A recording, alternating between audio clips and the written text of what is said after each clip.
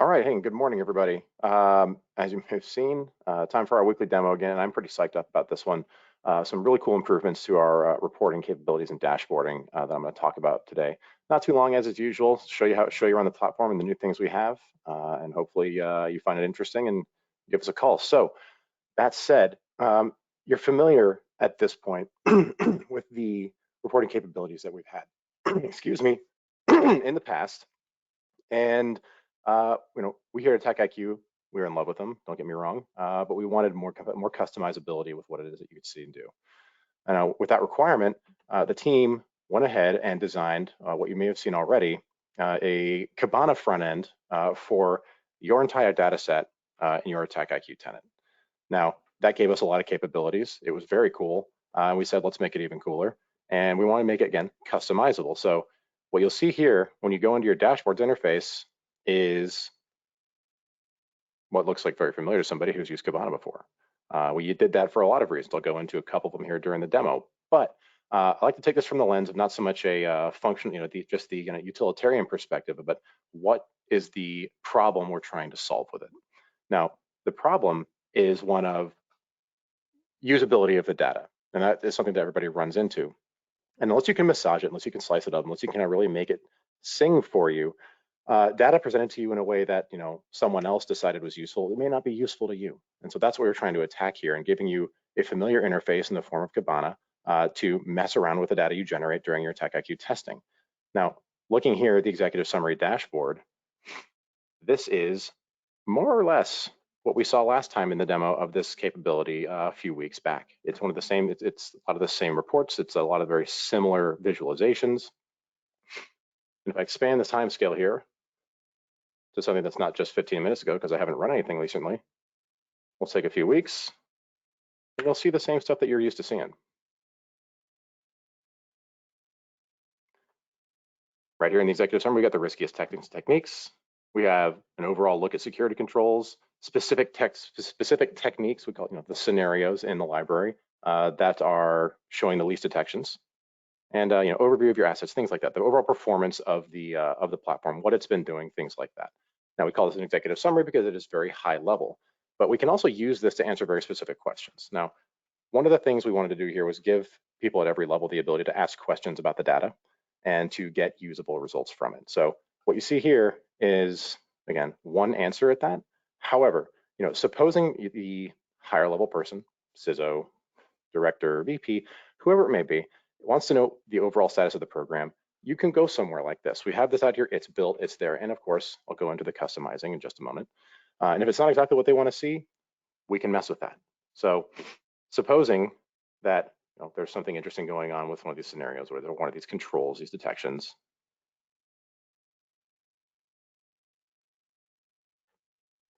Pardon me.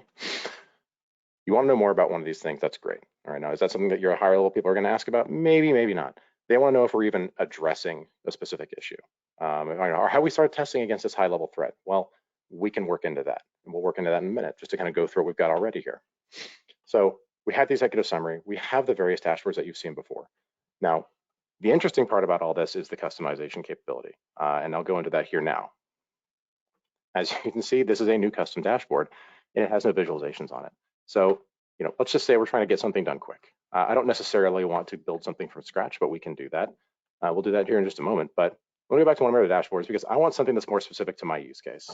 And I'm going to go into, let's say, our security controls, because I'm a security ops kind of guy, and looking at the status of prevention and detection across our controls. Now, these look interesting to me.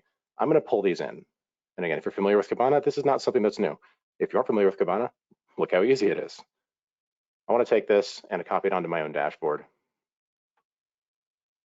my new custom dashboard, and we'll go over there.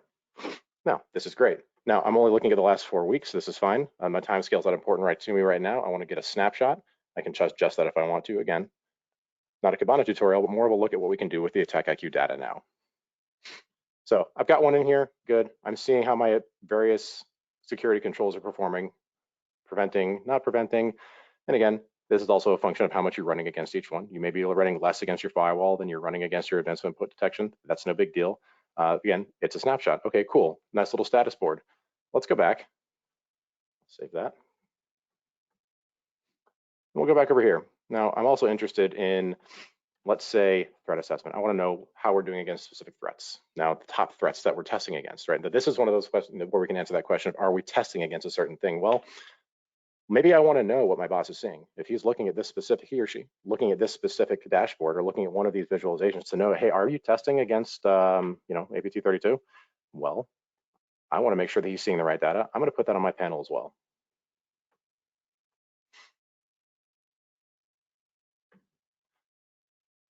Now, very brief overview of that.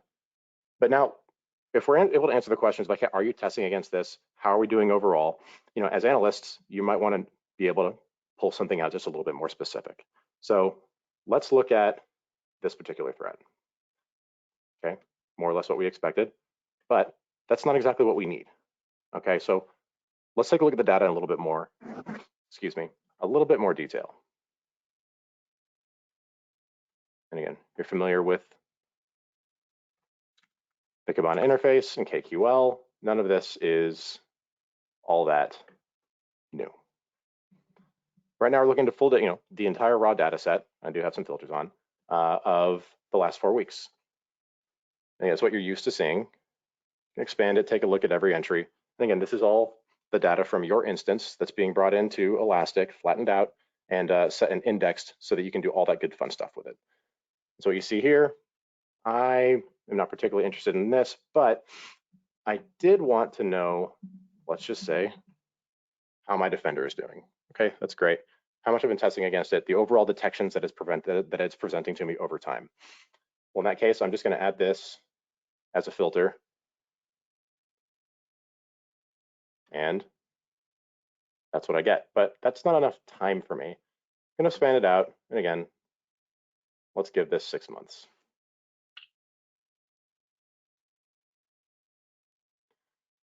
And as you can see in this case, on this tenant, this is when we really started testing against this and with this specific project name and keyword. However, now I can see this. I can bend and flex and stretch the data however I want to do it. And we're trying to answer a variety of questions here. Now, name a question, you can probably answer it here. We have various indices built specifically with the data and when we normalize it into Elastic. So if we want to take a look at something that's not necessarily by overall detection, let's look at it by tag, right? That's where we are. And I want to know, let's just say a specific, let's just say an APT. Let's just go with that. It's an easy one.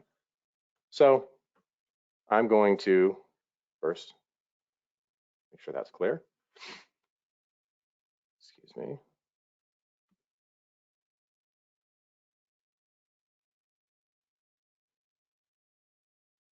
And I'm going to look for a specific tag. Let's say I want to look for APT 34. That's great. Okay, cool. I'm going to pull this one off. I'm going to put this one in because I put the tag column in. And now I'm going to see specifically that APT. Any content that was tagged as as being representative or demonstrative of this specific APT is going to show me this. Like, did I test it? Good. How did it go? Why is this specific day looking like this? What did I do? Well, we can dive into it. Now, going back over into our full list of dashboards, you can see a lot of this is pre-built. And what's one of the interesting things we did here is that we have a series of stock dashboards that are there for you to play around with, clone, mess with. And no matter what you really do though, let's just say that I feel like I'm not a huge fan of this one. I want to edit it a little bit. Just do a little one. Change the time range, no big deal. Let's look at the last 1 year. Oh no, I changed something. This is a very small change. I'm not going to delete anything right now, but I have an issue. I don't have my default dashboards. Well, I'm just going to go back into global settings. I'm going to reset it. Over here in the dashboard, and I totally broke my dashboards. No good. I'm just going to recover them. They come right back. Not going to impact anything that you built. It's only going to impact the AttackIQ provided stock templates, and they're going to be back to their initial state. And with that, I can go back from that known good state and build again. I don't want to. I'll just go discard those. And so here we are. Now, let's just say that you are in a position where someone else needs to see it. They don't have access to the platform. That's fine. We're going to export it as any good product is going to do.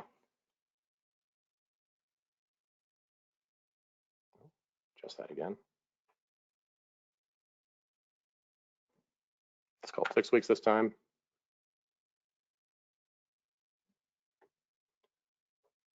There we go. Share this out, take it off as PDF. And there we go.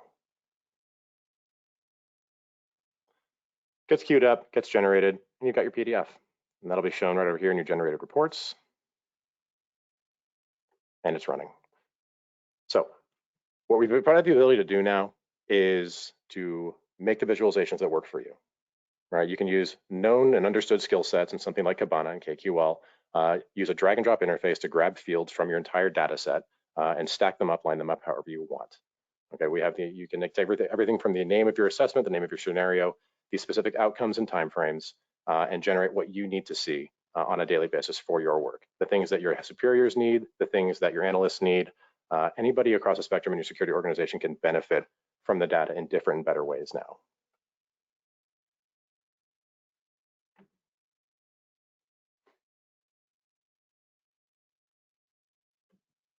Bring this back, and let's see what we've got.